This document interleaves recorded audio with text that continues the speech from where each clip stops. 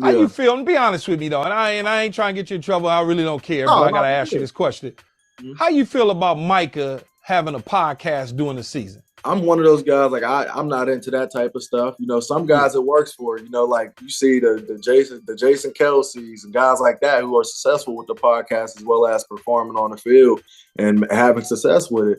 I mean, I don't have no problem with it. My thing would be though, for Micah, my advice would be for Micah would be, just make sure we're all right, where we're and being where your feet are. Because if we're at work and the run game's terrible, but you're doing a podcast every week and the run game is terrible, then what are you really caring about? Are you caring about the crowd that is watching your podcast? Are you caring about the success of our team and the Super Bowl that we're trying to reach? But also, a lot of people got to remember Mike is young. He's still trying to find his way. He's still trying to grow yeah. into who he's trying to be. So I give him grace. Honestly, like I always hear people say stuff that he done said on the podcast or something silly he done said.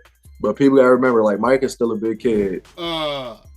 Okay, this is actually a really, really big problem.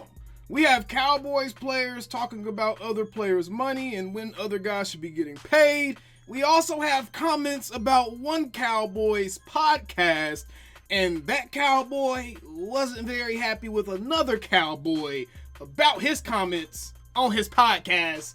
Sent the tweet, delete tweet. Oh boy. Let's get right into this. Cowboys Nation, we may be cooked. So first things first, we already seen the clip of Malik Hooker talking about what he thinks about Micah Parsons' podcast and whether or not he agrees with him podcasting. And he made some pretty pointed remarks about, I just don't think it's a good idea, especially if we're having issues stopping the run and guys aren't filling their gaps correctly. And then you're getting on a podcast and podcasting. What are you really caring about? Are you caring about trying to win? Are you caring about, trying to make some money and build your brand? Malik Hooker, legitimately just called out one of the biggest stars the Dallas Cowboys have had in decades in Micah Parsons. I'm gonna be honest, bro. It takes a lot of courage to do what Malik Hooker just did, and honestly may play into my previous video I just dropped. Y'all be sure to check that out. I wasn't planning on doing a double upload this quickly, but y'all be sure to check out my previous video as well, because Malik actually was kind of talking about how Dan Quinn may be doing some tampering, but y'all gotta check that out. But either way, oh my goodness. So you heard what Malik Hooker just said about Micah Parsons' podcast. He made comments about the negative aspect of it, but to be fair to Malik Hooker, he also did come back and say that Micah is a young guy, and just, when you're young, you're trying stuff out, you're seeing what works, what doesn't, you're throwing stuff at the wall, you're seeing what sticks, and you're kind of getting in a groove of understanding what will fly and what won't, right? And I think that Micah Parsons is 100% in that phase of his development as a human being. He's 25 years old, y'all. He's 25 years old. As a human being, he's definitely in that phase of development, but oh no. He sent this tweet in response to Malik Hooker's original statement. He said, "Just wish you said this to me, but instead on some podcast. And you got my number, family." Oh no. At Malik Hooker 24. And you my locker mate. Oh no. So you could have said this any day. And you do realize I shoot the podcast on our off day. And why ain't we talking about everyone preparations and focus leading up to the game week? I mean, I can point out a lot of other things, but I'm just not.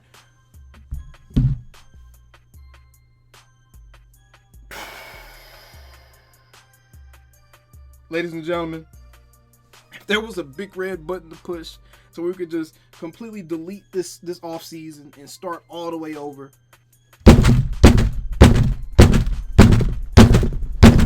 push that joint, man. I'm trying to push that button, bro. Expeditiously, I'm trying to smash that button. Oh my gosh. That had to be the actual worst response that Micah Parsons could have possibly given to Malik Hooker's comments. And make no mistake about it, I've been someone that's actually supported Micah Parsons being able to do what he wanted to do off the field, and my position hasn't necessarily changed, but I just really didn't like the whataboutism within his response. I didn't like the fact that he was so ready to start pointing fingers at everyone else. And ladies and gentlemen, the human nature starts to come into play here. How are you ever going to have guys that want to follow you when they see how quickly you're ready to throw them under the bus when something goes wrong?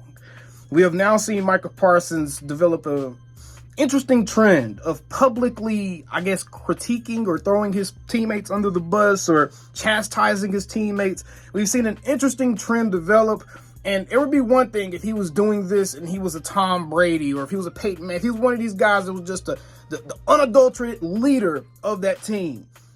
He's not the leader, y'all. He's a superstar that seems to be rubbing people the wrong way and doesn't necessarily know or understand how to lead a group of men. And ladies and gentlemen, Cowboys Nation, we can't hide and we can't act anymore, because the dirty laundry is starting to smell a little bit. It's starting to mildew, and that smell is seeping from under the cracks of the star and permeating all throughout the DFW. And now we're all starting to smell the bullshit coming out the building, y'all. Everything is not well in that Cowboys defensive locker room. Now, the offensive side of the ball, sans CeeDee Lamb when he's having his fits because he's not getting enough targets. The offensive side of the ball seems to be under control, and I suspect that's because we have an actual leader on that side of the ball. The defensive side has literally been in flux pretty much since DeMarcus Lawrence came out and made them comments about being tired. Like, everything has been unraveling since those comments were made, and essentially I think what happened is DeMarcus Lawrence made that comment. At that point, guys that were on the fence or guys that were not convinced about his position as the leader of that team on that defensive side of the ball, they jumped off the ship. They wasn't with him no more, because they was like, bruh, that's weak. And now you have a group of leaderless men, which means you have a group of individuals acting individually, and no one is rallying these guys and letting them know the common directive, the common goal, the common talking points that everyone needs to be on the same page with.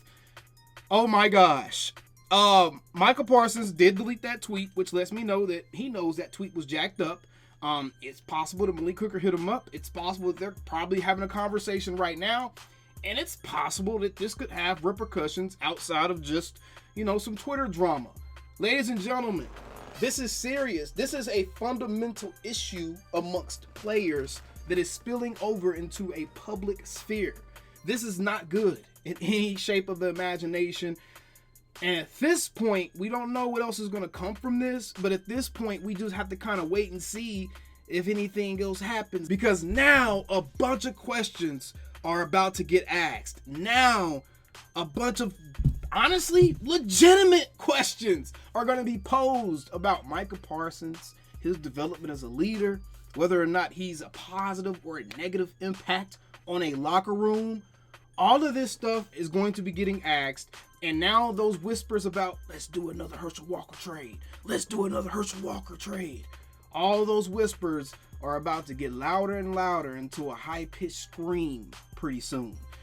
Micah, I'm going to be honest, you did no favors for yourself with that tweet. You did no favors for yourself responding to it. And this is getting interesting, because Malik Hooker also didn't necessarily have to make these comments. He didn't have to say what he said. He didn't have to actually address that. He could have just did what a media trained player would do and be like, nah, I'm not even gonna touch on that.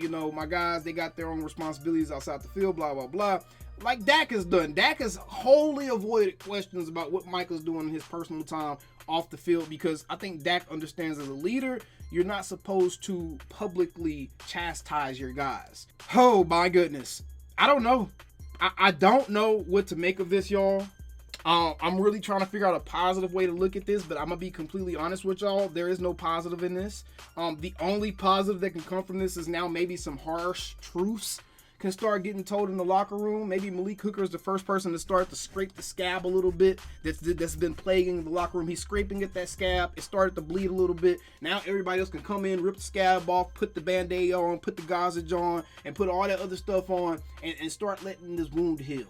Because there's clearly some cultural issues going on in this locker room, and as much as they want to try to act like there isn't, there clearly is. I think right now the bigger issue for me is who's in charge of this? Like, who has the authority to go in there and tell these guys, stop doing interviews, stop doing your podcast, don't talk about your teammates in the meet. Who is holding these guys accountable? Are these guys afraid of anyone? Or is this a prime example of the zoo-like culture that Jerry Jones has created? But the zoo doesn't even have any damn zookeepers.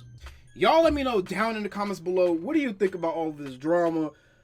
Who do you think was wrong? Malik Hooker, Micah Parsons, and where do we go from here? Let me know all that down in the comments below. Be sure to subscribe for more Cowboys content just like this on the regular, man. And I'll see y'all on the next one. I really prefer not to have to do these types of videos, but this is news, and we have to cover it. So I'm sorry, y'all. We still them same old Cowboys. Peace. Calling me, texting me, paging me, asking me, am I still the ball? Y'all usually check on me. Listen. I'm still them boys. Hey! Woo! Hey! I'm still them boys.